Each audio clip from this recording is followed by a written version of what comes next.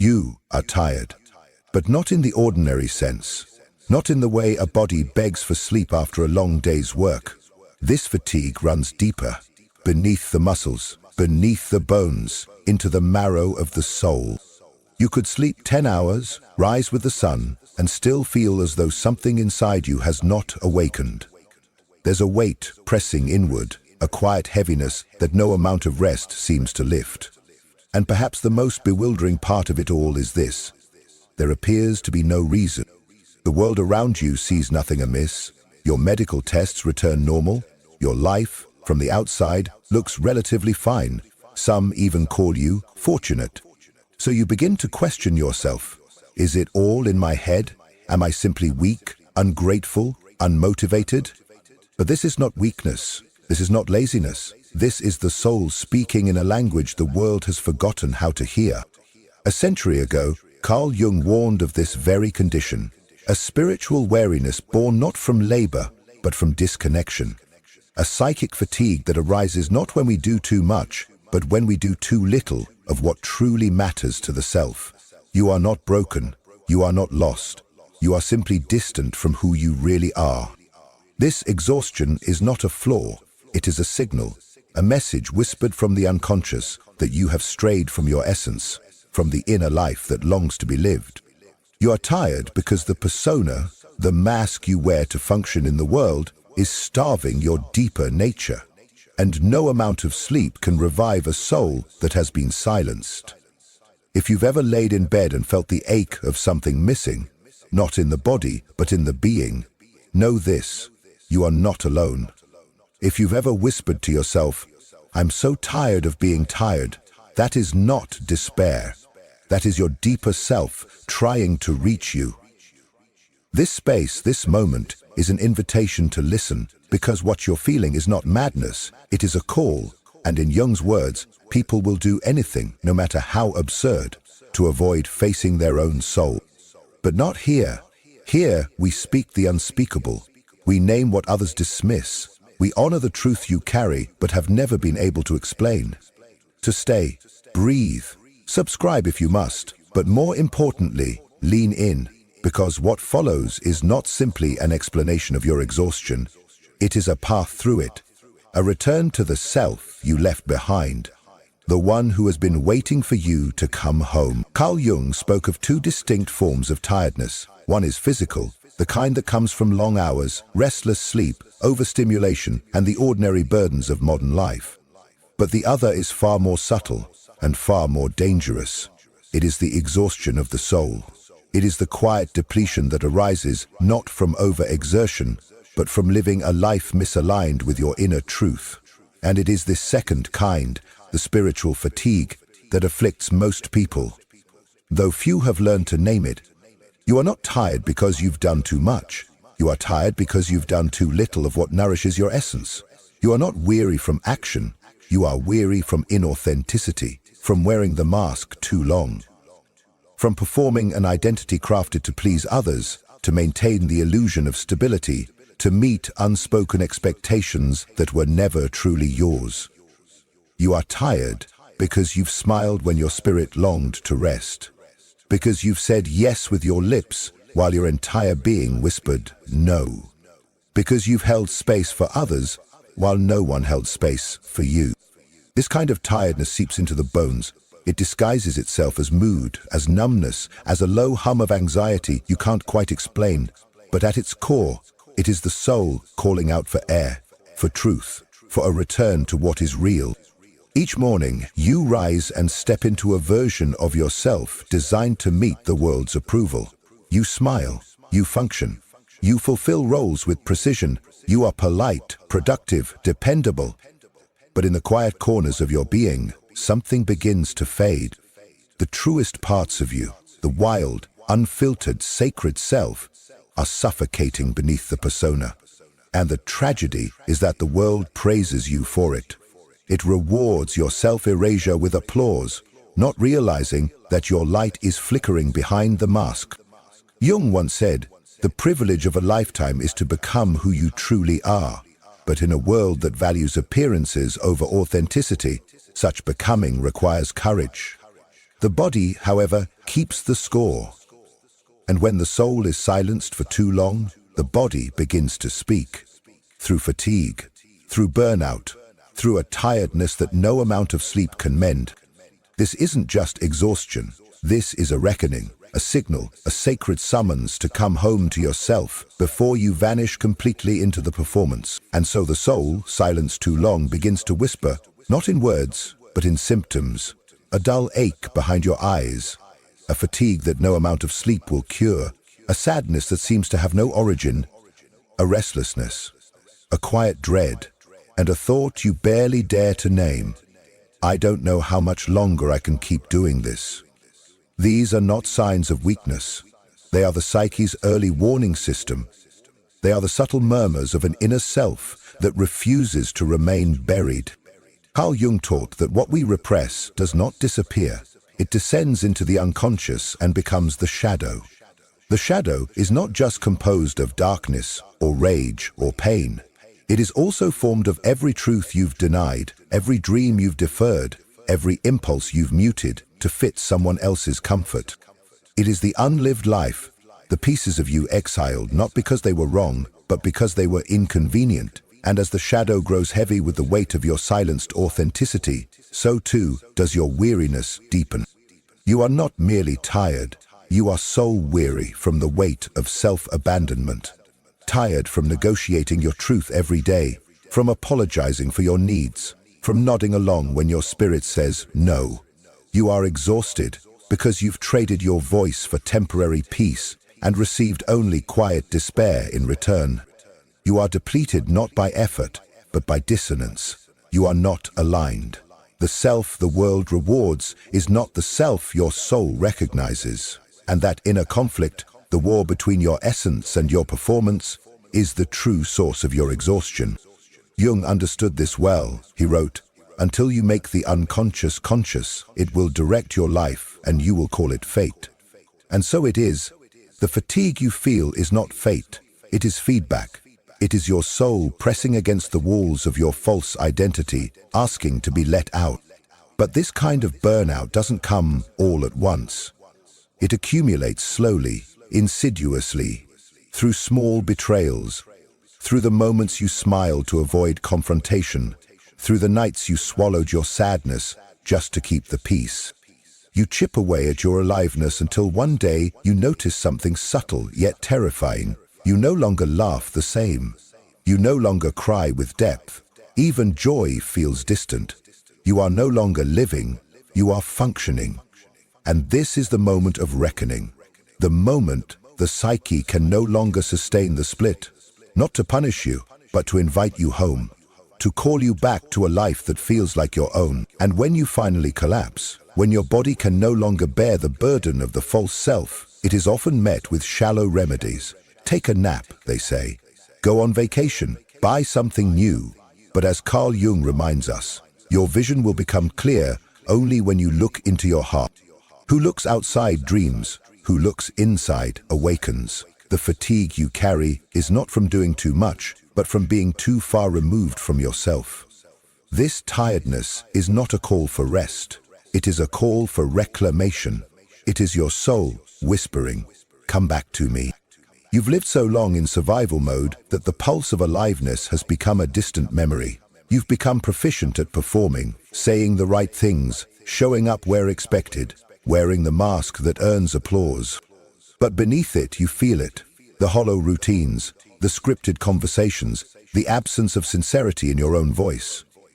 You're present for everyone except the one person who needs you most, yourself. This is not living. It is a slow, spiritual erosion, a quiet death dressed in functionality. And that exhaustion that clings to you, it isn't just physical. It is the soul's sorrow, a sacred ache, a message written in muscle and mood. I miss you. It is the ache of disconnection, not just from your purpose, but from your presence. Jung understood this ache not as sadness in the ordinary sense, but as a rupture of inner wholeness. He believed that the root of much psychological suffering was not merely emotional disturbance, but a severing from the self. And this severance breeds a fatigue no coffee or retreat can mend. Because this is not about stimulation, it's about silence. Not about fixing your schedule, but facing your truth.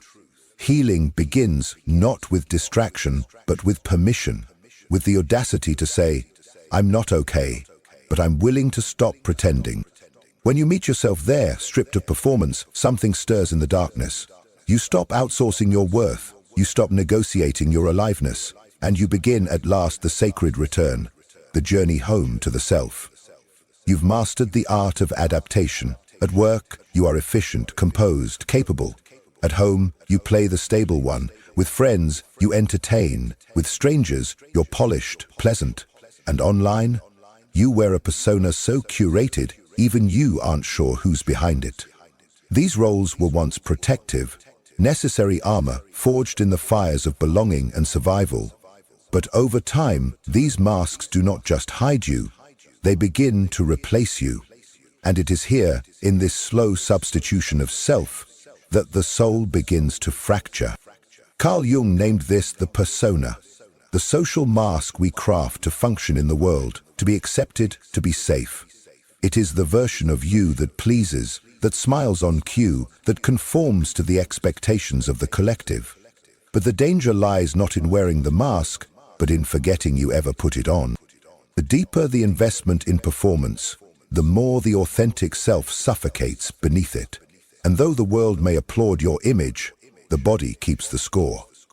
This is the kind of exhaustion that cannot be healed by rest or routine. Because what you lack is not energy, it's inner alignment.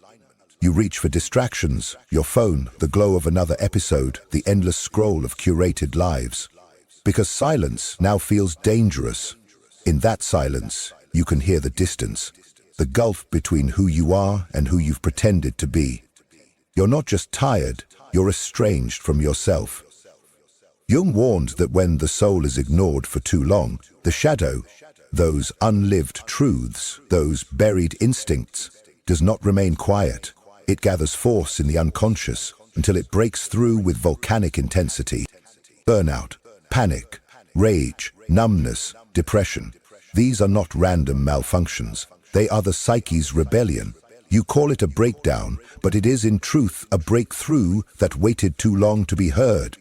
You are not fatigued because you are weak. You are tired because your soul is weary of performance.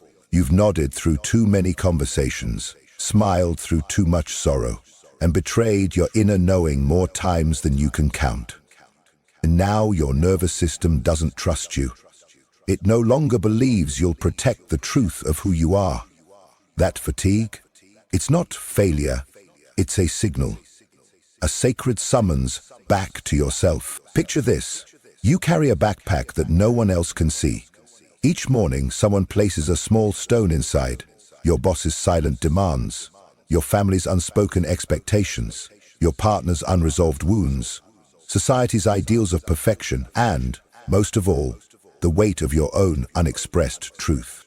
And you carry it because you've always carried it, because you were praised for being strong, for being steady, until one day it isn't a boulder that breaks you, but a pebble, the final one, the smallest one, not because it was heavy, but because you never gave yourself permission to set the bag down. Carl Jung's vision of the human psyche was never confined to clinical theory. It was a map of the soul's suffering and longing. He taught that when we disconnect from our authentic self, we do not simply lose vitality, we lose meaning. You may still function, still succeed, still smile on cue, but underneath you begin to feel spectral, as though life is passing through you instead of being lived by you, a ghost of your own potential. The question Jung would ask is not, why are you so tired? But rather, when did you begin to disappear? Was it when you were told to be quiet instead of cry? When you earned love by being the responsible one? When someone shamed your tenderness and you learned to translate pain into silence? Somewhere along the way, you made a sacred trade, to survive, to belong, to be accepted. But what you surrendered in return was the essence of your truth. And now the soul grieves. This exhaustion is not weakness, It is mourning. Mourning the self that had to be exiled for you to be embraced.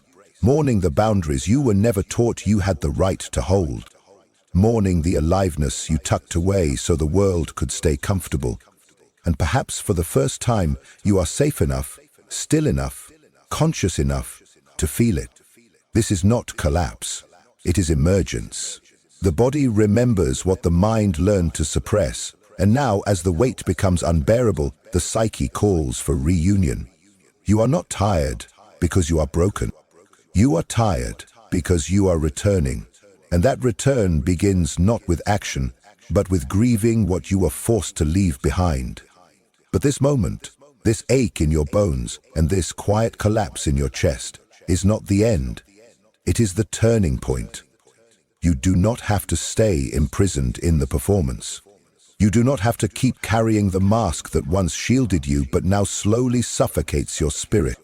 The roles you've played, the polished image you've perfected, the agreeable self you offered the world, they were never lies, but they were never the whole truth either.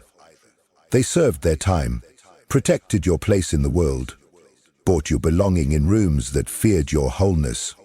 But now, they are slowly killing your soul. Carl Jung taught that healing does not begin when we fix ourselves, but when we meet ourselves. Not the persona, not the curated version of who you should be, but the real you.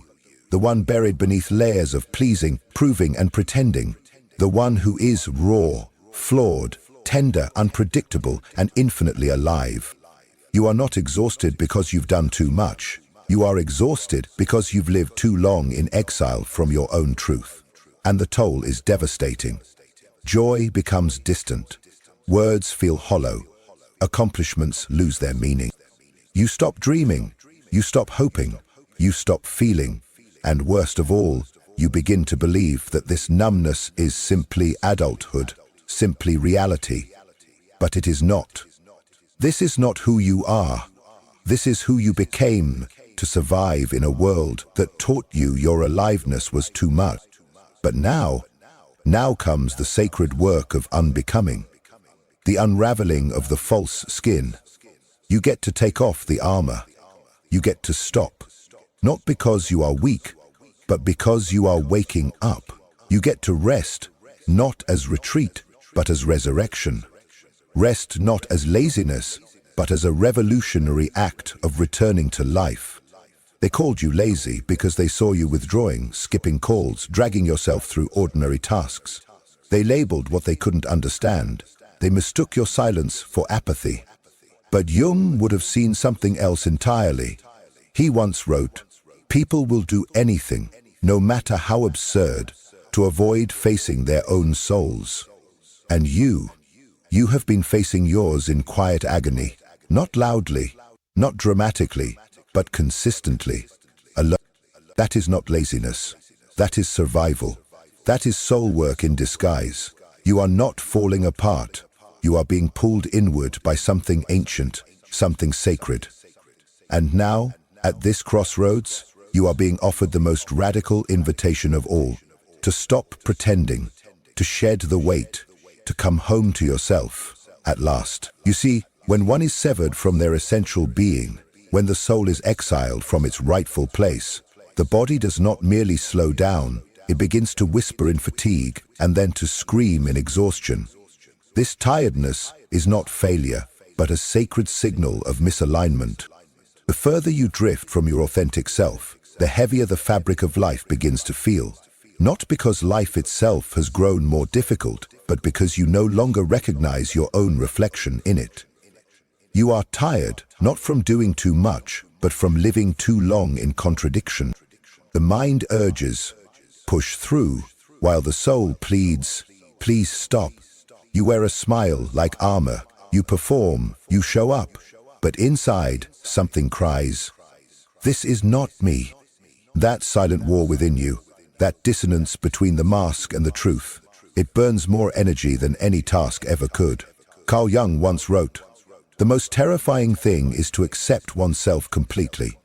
And he believed it was not trauma or stress that caused our deepest suffering, but the slow and unconscious departure from the center of who we are. That disconnection doesn't just wound, it drains. It becomes a fatigue that no stimulant, no vacation, no applause can resolve. It is the body's last alarm before transformation. When all other signals have been dismissed, when the soul has whispered and been ignored, tiredness becomes the final language. And that fatigue, that inability to fake aliveness anymore, is not a breakdown. It is the beginning of a sacred reunion. It is the soft collapse into your own truth. A return, not to normal, but to what is real. You were never made to spend your best hours appeasing expectations you never agreed to, smiling through soul-numbing routines, or recovering each night from the falseness you endured all day. That is not life. It is the slow erosion of the self. But here lies the miracle. Healing does not come when you strive to fix yourself, but when you stop abandoning yourself, when you stop reaching outward for permission and begin listening inward with reverence. And from that quiet return, something ancient and unshakable begins to rise. Not happiness, not yet, but wholeness. And wholeness is not fragile like joy. It is stable. It is rooted. It does not depend on applause. It simply is. So what now? You stop trying to return to who you were. That version of you, polite, performative, compliant, was the very reason you collapsed. You begin again, gently, intentionally. You start small, saying no without guilt, letting silence remain silence, resting without permission slips, creating space for joy, not as escape, but as essence. And as you rebuild, you begin to whisper to yourself, "This is me." Not the mask, not the brand, but the true, unpolished soul beneath it all. The one who was never lazy, just grieving. The one who was never broken, just disconnected. And Carl Jung said, your visions will become clear only when you can look into your own heart. Who looks outside dreams, who looks inside awakens. And it is tiredness, honest, sacred, bone-deep tiredness, that brings you to that awakening. It breaks your momentum, it silences your distractions. It leads you to the mirror not to criticize, but to remember. What if you're not broken? What if you've just been lost in survival, carrying a life that was never yours? When you ask that, not from your intellect, but from your heart, something shifts. A door opens. Something within you whispers, "Welcome back." Because there is a kind of tiredness that no nap can cure. It is not born of effort, but of disconnection, from joy, from meaning, from self. And now, after years of giving, surviving, and smiling when you were starving for peace, there is nothing left to do but return, to stop performing, and to begin living again. Not as a polished version of yourself, but as your truest one. This self does not seek validation. It does not explain. It does not chase. It simply rests, breathes, and remembers. Because energy returns when self-abandonment ends. Because rest is not indulgence. It is the first act of self-respect. Your exhaustion is not shameful. It is sacred testimony. It means you've carried too much, said yes too often, ignored too many inner alarms. And now, your body is calling you home. Not forever, but long enough to rediscover what it means to be whole. Sometimes healing looks like fire, but often it looks like soft refusals.